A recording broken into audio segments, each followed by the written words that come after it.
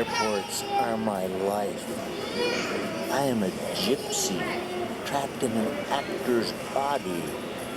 I go from place to place. So we transfer, we switch off, we take carry-on. We check our luggage. We tip people. We travel. Because that's what we do. Help me.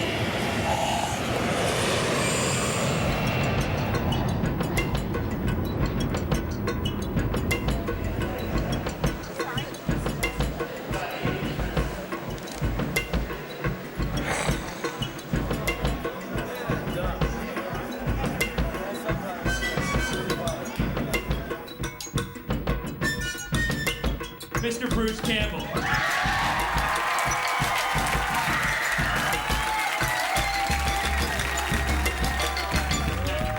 So I noticed that you're doing a documentary. I mean, what prompted you to do this? I'm calling it fananalysis because I've encountered fans for years, and I've always found it fascinating, the roots of fandom.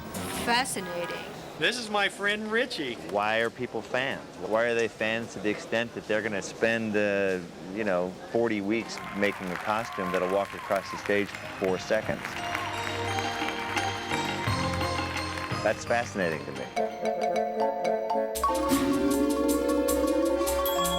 I don't think there is such a thing as an average fan. I think it's more about the levels of intensity of fandom. I have never seen a character that has really affected me as much as Xena has. I've been a Trekkie my whole life. My dad made me watch it as a child. I'm scarred for life. My dad has every episode on tape. Yes, so does my dad. There are various stratas of fandom like in any other group of people, whereas you have people with lives and families and kids and jobs and all of that, and they occasionally rent a movie at Blockbuster and watch it at home. And then the next level, they just buy a few dolls. A cult fan, I guess, I sort of define it personally as when costuming and lingo starts to come into like their day-to-day lives. Then there's the third type, which is where I am, which is mildly obsessive. Nancy, the nutcase, will bow to the TV and once in a while forget that she's watching the show and she'll be in the show. And then you have the geek. The guy who's just, he's lost. The top level is somebody that does plastic surgery on themselves, changes their name, wears a costume. And then there's the poor souls who, like, you can tell by looking at it that they have nothing more to live for, and it's really sad. I'd say there's probably only 5 levels, because about the 5th level, we're really talking lawsuits and police. I love you.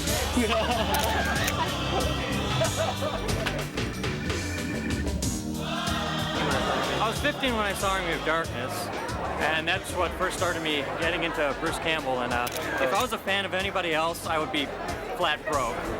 Yes, sir. What is it like as an actor to come to these things and see people who are wearing your likeness on their shirts? Shop smart! Shop smart! And just apparently seem to eat, sleep, and breathe your show. To be honest, the concept of fandom to me is too surreal to have an impact.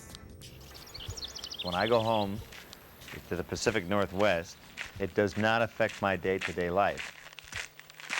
The problem I always sort of run into is I'll go into a FedEx office to mail something, and I'll get the woman behind the counter going, "Hey, you look familiar. Are you an actor?"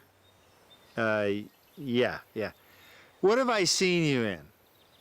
Oh, I've been in, do you watch television? No. Well, name some stuff. And it's like, well, look, can you please just take my package? Everyone can say they're a fan of something. One time I wrote a fan letter to Steve McQueen. I saw his movie Papillon, which was in the 70s. Dear Steve McQueen, I like all your films and Gomorrah, and I think I sent it to, Steve McQueen, actor, Hollywood, USA. And, of course, I got no response, and it bummed me out horribly. I wrote 2 fan letters as a kid. One to a guy who wrote a book about sea animals, who wrote me back, actually. The other fan letter I wrote was to, what was that guy's name? He was some actor on The Outer Limits. I can't remember what his name was, but I got a letter back from his estate telling me that he had died. But he was already dead.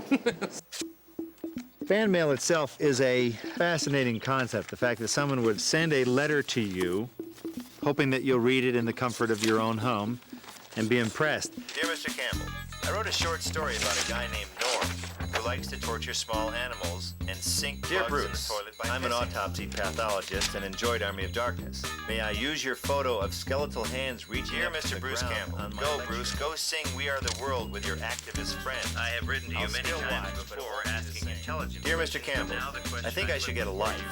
I'm mailing a non-popular actor about a non-popular greetings, Bruce.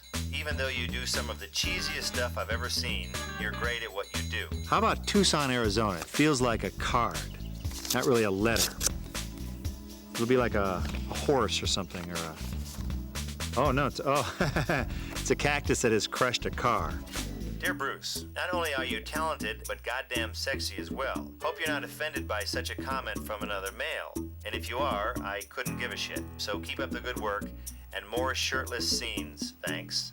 I use an email address for any fan that wants to send something to me. How's it going, Bruce? I wrote before and was happy that I actually received a response. A lot of people said, oh, you must have gotten your agent to do that response. I said, you kidding? I can't even get my agent on the phone. He's not going to do my email. Every so often, I will get one that is just a zinger. Each email has a little subject heading, and this one is, sorry about your acting career. I was pretty amazed to hear you're working on writing a book. I wasn't sure you were literate. Well, I mean, I knew you could push the button when you wanted another banana. I'm only about halfway through. When it's convention time, when it's public appearance time, I do sort of break out the reasonable clothes.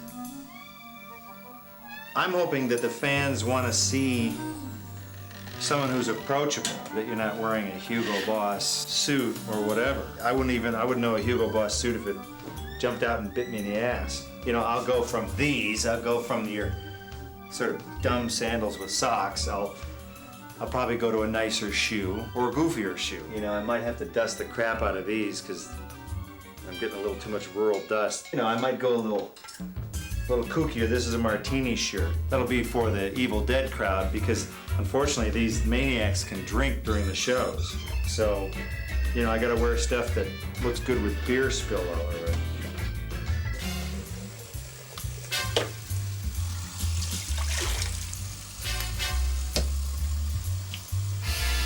I actually know some actors who are tormented by fans, just tormented.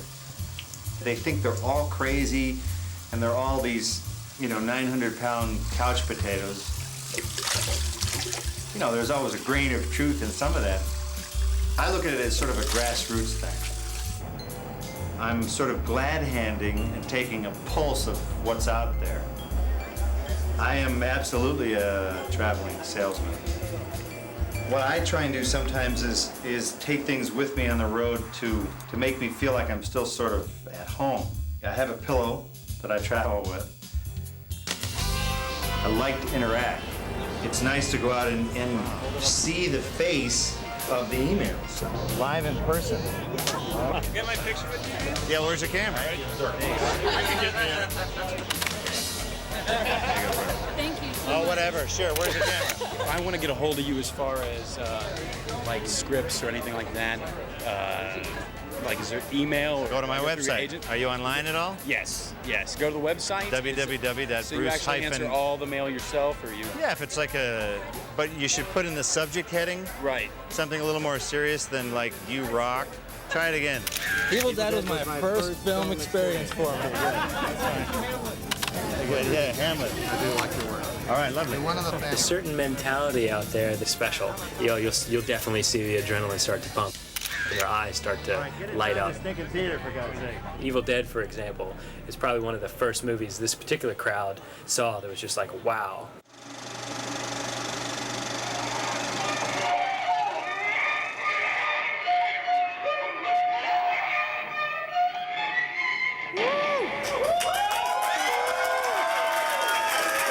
Hi, Tim. Come on in. This is Tim. He's the proprietor of the establishment. I think we're ready to go anytime you are. Go for it. I'm ready. Mr. Bruce Campbell. I think the problem arises sometimes in fandom of entertainers is that they expect that person to be that character. There's a very big difference there, and I think that's where some of the confusion is, some of the gray areas are in our society. That fantasy versus reality. They want a certain kind of you. That's what they're paying for.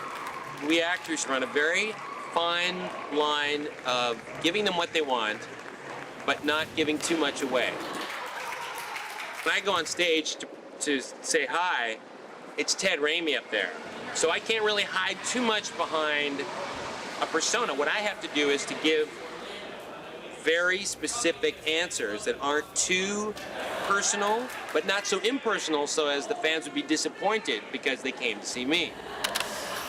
My primary goal in going to these conventions is so that I can see the people who I am supposed to be entertaining and meet them to see if I am. How else does an entertainer know if he's any good? When you come to a convention, no one cares what your race is, what's your religion, your education, how much money you make. It's like we're all here because we're fans of Star Trek, Star Wars, B5, and so we can all be friends together regardless of anything else. Now when we leave the convention center, we may suddenly take those prejudices on again, but at least for the weekend, we can all come together as friends and have a good time. We try to make people realize that they can come here, it's a safe environment, they don't have to feel ostracized. There's a place where they can go where they aren't chastised for what they like, or they aren't teased for being weird or any of that, and it makes a difference in their lives because it gives them an outlet. It gives them a safe outlet for their creative energy. They go in there to escape the bad media and have some fun. I think what makes a typical fan is somebody who has a 9-to-5 job in the real world that wants to have the wife and the kids and all that, but they're still holding on to being a kid inside. They're still holding on to being a child. It's an escape. It's a way to get away from all of their day-to-day problems. Signing from 3 o'clock to 5 o'clock, guys. I'm brought in to sit with them, tell jokes, and put little Billy on my knee and sign their autographs. Where are we looking? Hold on, we're gonna look right there.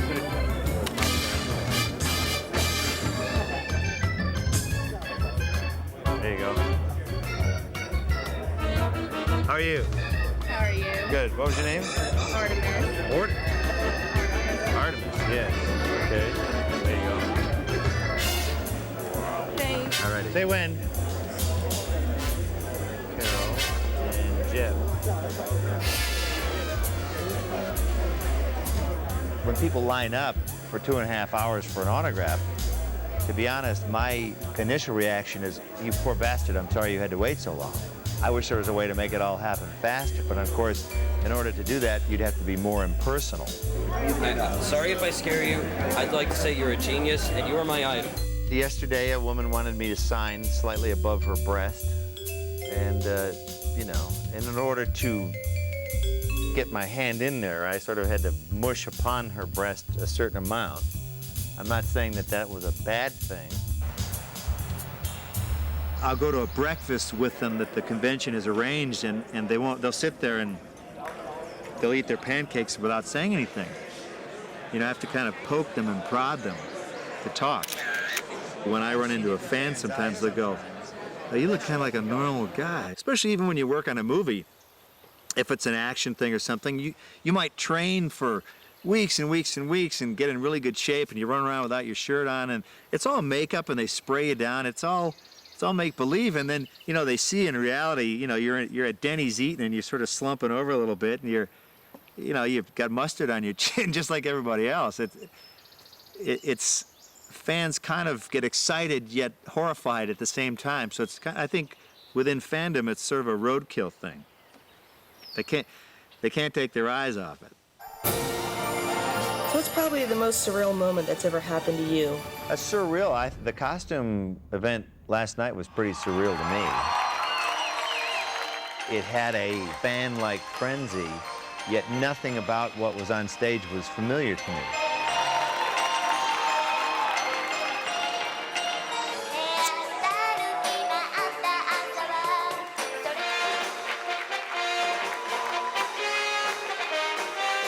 A character would come out on stage that we've never seen before in our life, and the audience would go, I have come to this convention to destroy you all.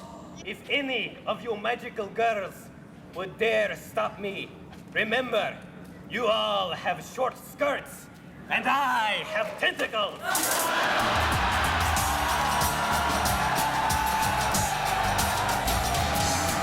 Yeah, woo-ah. Backstage, we interviewed a number of the contestants. Could you run us through your costume? Yeah, okay, we start off with basically bottlenose, bottom pants, made from a velour bathrobe with extra attachments, little craft sticks, little beads.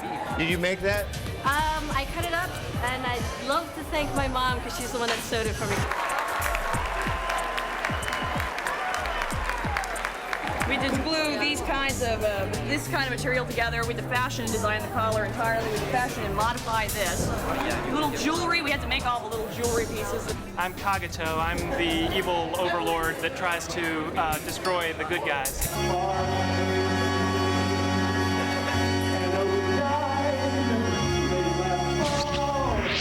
Painting from here on down, this is a new color for me. And then we had to spirit gum these guys on our face made out of craft foam. Standard George Washington wig teased down and modified. I'm doing a documentary. It's made from all pink fleece. The shoes, I've got styrofoam, plastic, traced my hand. I got a little bit of stuffing in here. Ears are also made out of padding, and the only way I can see is like a bird's eye view. This is my 20th costume. Your 20th? Yes, I'm looking into becoming a professional costume designer though, so. That's a very good start.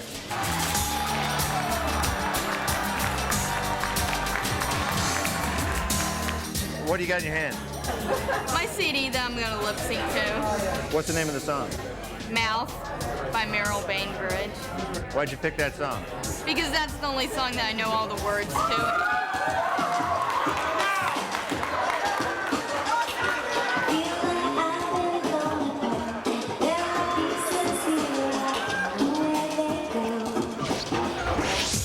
You like it here? Yes. What do you like about it? Oh, I like all the fun people, and it's a different atmosphere than my boring little hometown.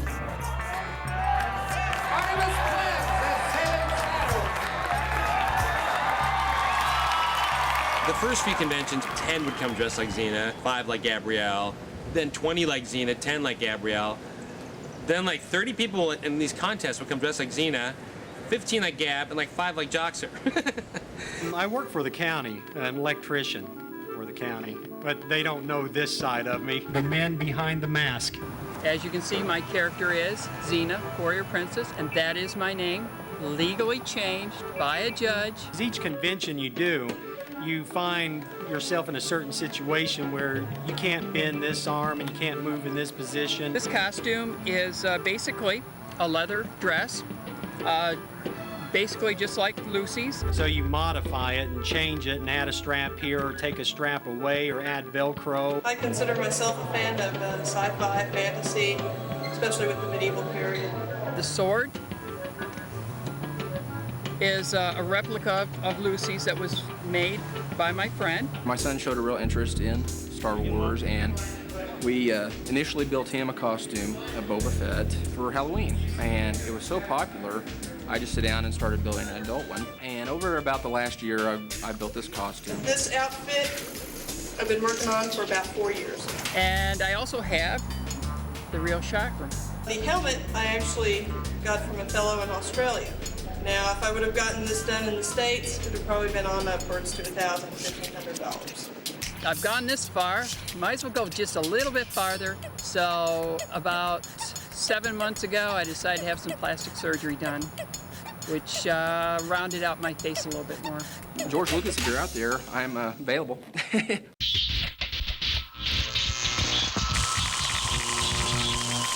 difference between a fan and a fanatic? We're fans. The people out there in costumes are fanatics. Yeah. Fanatics take it too far. Thank you. I'm curious about fandom in general. What's your take on this whole thing? very disturbed, lonely, incredibly strange people who find their lives empty without purpose.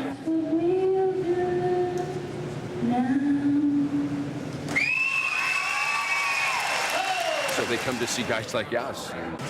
You can film us out here. We're coming out here to pose. With the rabbit fans, there's almost like a childlike, but not in a bad way, like an enthusiasm level that's way off the charts. And the source of that is probably metaphysical. I have no idea. The worst it ever got for me was a fan found my house in California, was taking pictures of it outside, and they were attempting to sell it on the internet. And the gag was really on this guy because I didn't own the house. I wasn't home when he was taking the pictures. I don't know what the hell was going on. It was a little cul-de-sac. He must have been embarrassed because all our neighbors were like watching this idiot in his little white car taking pictures. I work as a paramedic every day, and this is kind of a stress relief. You know, it gives me something to work on. I get away from that situation entirely. It removes my mind from it, and I enjoy doing it. I know one actress who has to this day a panic button directly over her bed because she's gotten phone calls, and she's actually seen a guy looking in her window. And to me, I can't think of anything more horrifying. This, it's the way I am. I feel I'm so much like the character. This is the way I want to be. I never miss an episode. I have all the episodes everyone that was done. I have my autographs. Oh yeah, my license plate on my car says WP-Xena. My email address is Xena-WP. I have got pictures all over the wall. I have got the action figures all over. Virtually every merchandise you can think of. I have all the weapons. I have the sword. On my computer, I have the screensavers. It's all over. I don't want to say my whole life is encased by it, but if Lucy ever came to my apartment and she saw, like, for instance, my bedroom, she'd probably have an order taken out against me, to stay away from it, that kind of thing. You sort of think, there's no big deal. That, to me, this is no big deal. We've never had a shooting at a Star Trek convention. Nope. No. None of my friends seem to understand it. You know, they think I'm a little bit crazy for doing it, I guess. They would probably consider me a fanatic about it, but I don't consider myself a fanatic. It just fills a need that that fiction and dreams do for us, you know? People we can idolize and identify with and admire. What I enjoy about interacting with fans is it's just so much fun to see the energy and the love they put into it. Peace, love, and keep watching the skies. We're actors, and we're supposed to stay in character. These people kick our asses because they'll never break out of character. So you know, the director calls cut. We go sit down, have a cup of coffee, crack jokes, or read a book, and these guys are, I'm Spock for 48 hours. That's very weird. That's it. The fact that they are out there to support us is really, all kidding aside, it's just pretty interesting.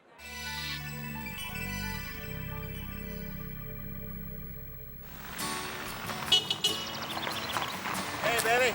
Hey, How you doing? fine. How's the convention? Good. I survived.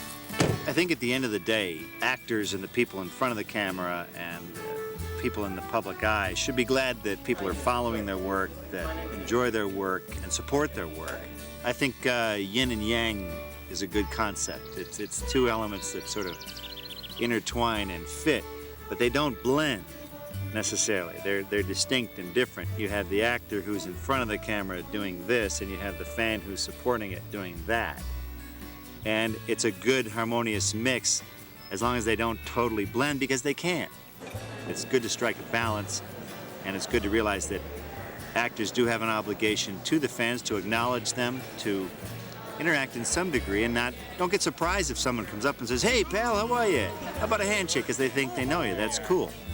And fans just have to realize that as part of their yin and yang, you're not going to always be able to crawl into the head of the person that you watch on television, because they're not that character. And sometimes they do want to be left alone. So as long as the yin and yang find the perfect balance, everything's groovy. See you later.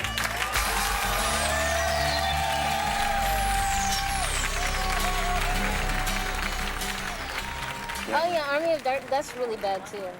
Well, why is that? Is that which one's worse? They're all the same. They're all the same? Yeah. But they're not all as gross, are they? They get goofier, don't they? They get what? They get goofier? Well, they are kind of goofy, but it's so dumb. Like, why do you think they like that? Because it's cultish. Because Yeah? it's just something to...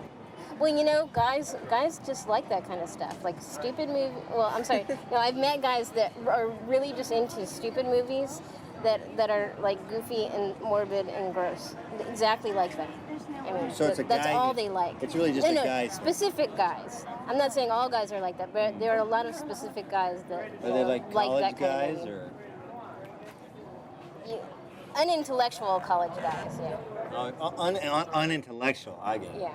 So we have a bunch of dumbbells here tonight. Is what So you're what? saying. We have a bunch of dumbbells here tonight, I think is what you're saying. Well, they don't necessarily have to be that dumb, but yeah, kind They have to be sort of dumb in order to buy it. Yeah.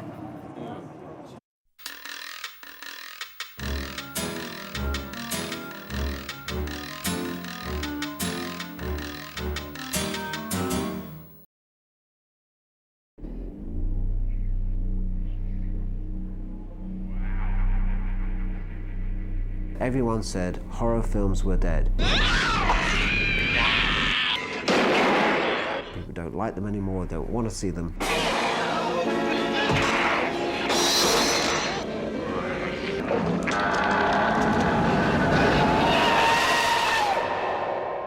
The early 80s, I started a company called Palace with my partner Nick Powell. We're all in our early 20s, we're all film nuts. We all worked 24 hours a day, none of us ever really cared about anything but movies. It was very, very early days of video.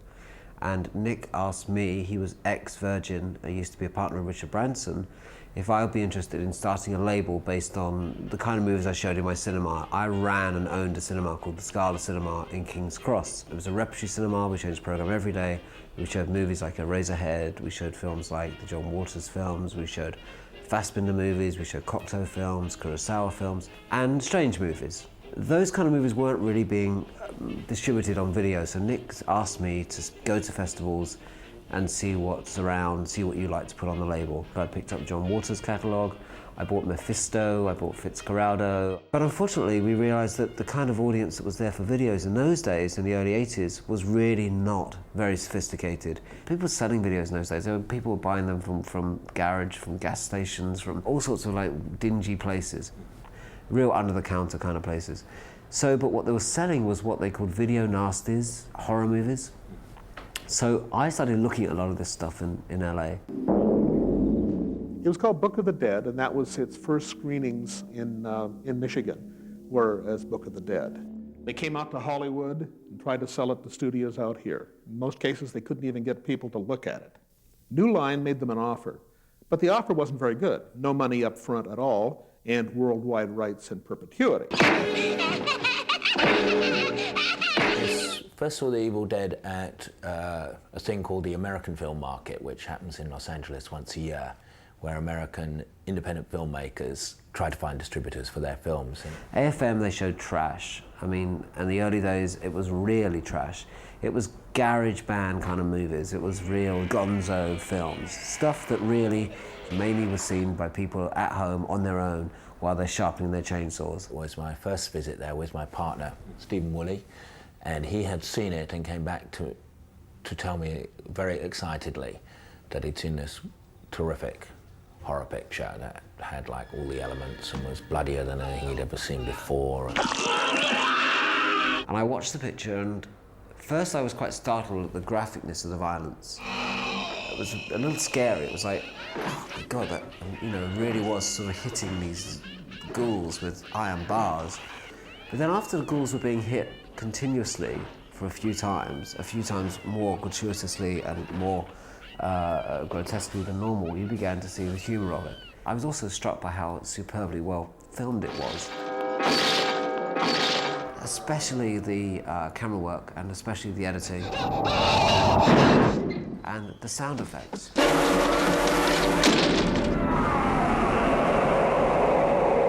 There's a beautiful shot that goes across the rafters, and as it passes the two rafters, for no reason whatsoever, it makes a noise. So it goes across these rafters and it goes wah, wah, wah. It's absurd.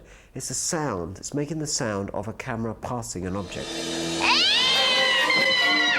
I rushed out to buy it and was confronted by this old guy called Irving Shapiro. He had been in film distribution since the 1920s. Among the films he distributed over here were Nanook of the North and The Cabinet of Dr. Caligari. He had actually sold Battleship Potemkin in the 30s. This guy was a really old guy. And he looked at their picture and said, "You know, boys, it isn't Gone with the Wind, but I think I can make you a little money." The first thing he had them do was to change the title from Book of the Dead to The Evil Dead. And he was quite taken by my knowledge of cinema, my knowledge of films, and the fact that I was respecting The Evil Dead as a piece of filmmaking and not as a piece of schlock. He named a price. I went to Nick and said, okay, I want us to buy this horror film, The Evil Dead. Nick went to see it and was duly horrified. It made me jump, it made me laugh. It frightened me insofar as a 30-year-old adult can be frightened by a film. You know, Upward Chainsaw Massacre, but had a sense of humour and had great camera work. I mean, it was great, and you met the director who was like 3 years old and was a wonderkind of this, that and the other sort, who was Sam Raimi. And I was very young. I started that company, I started Palace, I was 24 or something, 25. And this guy was younger than me. I was unheard of that there would be somebody younger than me making a film which I thought was made in such a professional way. I think he was 22 or 23. And he called me sir, which was kind of slightly irritating as well. I have to say, you know, I don't like being called sir, but he insisted on calling me sir and insisted on being incredibly polite and not sweary, show-offy. You know, you'd have expected some video buck to have made the film with full of confidence and vigor and aggression, and not at all. Sam was very sweet in a kind of disarming manner. I mean, you really could take him home to your mother. I mean, it was the loveliest man. And when we met Sam Raimi, the director, and Bob Tappert, the producer, you know, we realized also we had in them people who would be great to promote this film. The other most influential person in getting Evil Dead known was, in fact, Stephen King. King met Sam, at first thinking he was a busboy, and then saw the film, and King says, it blew him out of the back of the theater. We had a very specific idea about the kind of campaign we had. I used a guy Graham, never done a campaign in his life, a horror film, sent me some things, just as a, you know, off the top. I'm at art school, here are some drawings. And he did some drawings of old horror movies that were done in a particular style. And it was a terrific poster, and Graham's first poster. You know, this kid has never done a poster in his life. That was the kind of decision we were making on The Evil Dead. It wasn't just the film itself, it wasn't us cashing in on a movie that we could do a few videos on. It actually established what Palace became.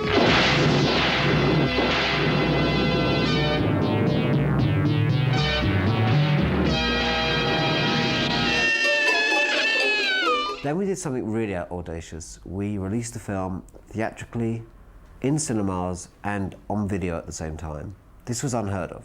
I think the first and indeed the last time this has ever been done. And we were a bit naughty because we didn't really tell either side that we were doing that. The rank circuit, who realized we got away with this trick, went completely balmy, went completely nuts. We figured that at that point, the cinema audience, the video audience, was so different and separate that we could hit both at the same time. Evil Dead was massive on video. It was the biggest renting video according to some of the magazines that particular year. It was the biggest video hit of its time, of its year. I think it sold 50,000 copies in 1 year, which at sell-through, which was I think between 40 and 50 pounds at the time. And the theatrical was also successful, but not to the same extent, but still for a horror movie, an independent horror movie that cost, you know, 10 cents, it was a massive success. Evil Dead became a landmark film in terms of people realizing that video was here to stay and was a big deal. It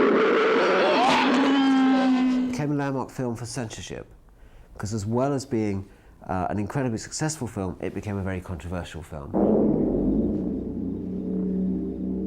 The first thing I recall hearing was various shops calling up our people and reporting that they had received notices of one sort or another from the public prosecutor's office. And certainly a lot of dealers and wholesalers were being raided. It appeared on the list with another 10 video nasties, and we got swooped up with a bunch of other video nasties, including titles like The Burning, Driller Killer, SS Gestapo. I mean, titles that were pretty much more out there than Evil Dead was. Unlike some of the other movies that have been labelled video nasties, you know, this was clearly a fantasy film. You know, the undead and weird-looking incarnations, and therefore, in a way, not nasty. But I've never been a believer in censorship for anybody who is of age. I'm not very pro-censorship. After we lost some of the early cases in small villages because we just weren't able to respond to them quick enough, put our defence together and get out there. Nick really put himself on the line by testifying for the film. We went to this strange court somewhere in East London for this test case. I took one look at the jury and I thought, we're going to win this, because they were clearly ordinary, as you would expect a jury to be, you know, ordinary, straightforward working people. Those kind of people believe that they should select their own entertainment as adults. What happened was that, first of all, it was clear the jury hadn't seen the film, so arrangements were made to show them the film. God knows what they thought. Jesus Christ. Sam had to fly to England to testify without any sleep. He arrived in England, took a train up north wherever they were having the trial, sat in the courtroom, and the lawyer said, well, the director is here. He can say a few words. And the judge said, we don't need to hear from the director. So Sam got back on the train and came back in the plane and came back to the States without ever having testified. It was that the judge, you know, summoned us over and said he had watched the film and he didn't think there was a case for us to answer. Video, as I say, boomed so big so quickly that when it was this sort of annoying little thing, what, you know, sort of like, you know, it was just like, oh, it will go away, oh, it's just, it doesn't matter, who cares, it's just a bunch of perverts. And suddenly when Evil Dead hit so big, and suddenly the cinema chains are going, whoa, what's happening here? How many units of that have they sold of that? But this is a respectable film, we're showing it in our cinemas, this is crazy, we've got to protect our industry, we can't let these little guys make money. And, you know, when Star Wars and all the other movies being released on video, and suddenly the majors are saying they're making money, it was kind of a slight suppression of the independents. So on one hand, it was partly a censorship thing, but I think more importantly, it was how the majors wrested control again. Okay, let's arrest some of them. Let's get them banged up. What happened was they introduced the Video Recordings Act. But a lot of smaller companies got whacked, you know, into the ground because of that Video Nasties bill. And it took some time before the Evil Dead was given a video certificate under the new act. After the success of The Evil Dead, we had always had, as a company policy, an attitude towards filmmakers. We wanted to encourage filmmakers to feel that we were part of their family and they were part of ours. So we wanted Sam's next films. I mean, you know, that was it. We was a big success with Evil Dead 1. You know, we wanted Evil Dead 2 not simply to court controversy, but because we saw him as a filmmaker and part of our family.